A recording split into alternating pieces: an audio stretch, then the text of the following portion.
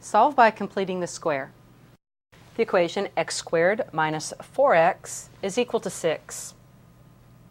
Well, using the process of completing the square, we're going to create a perfect square trinomial on the left side of this equation.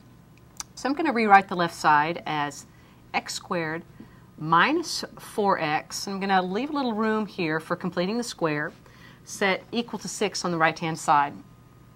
Now, in order to create a perfect square trinomial, we look at this middle coefficient, which is -4.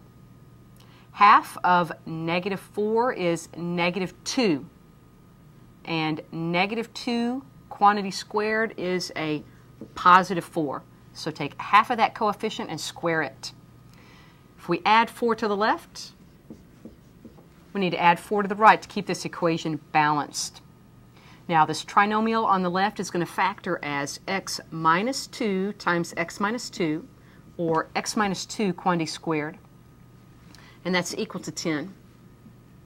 So at this point we've created a step that looks like something squared is equal to a number. Now we'll take the square root of both sides, considering both are positive and negative roots.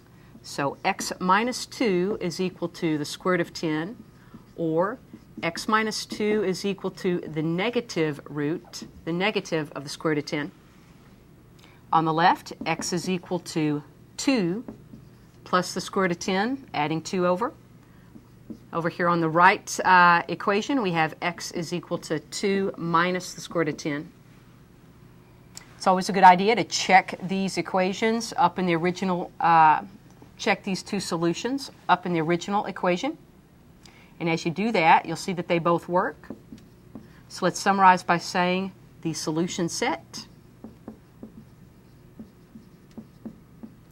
is 2 plus the square root of 10 and 2 minus the square root of 10. I'm going to write that succinctly as 2 plus or minus the square root of 10.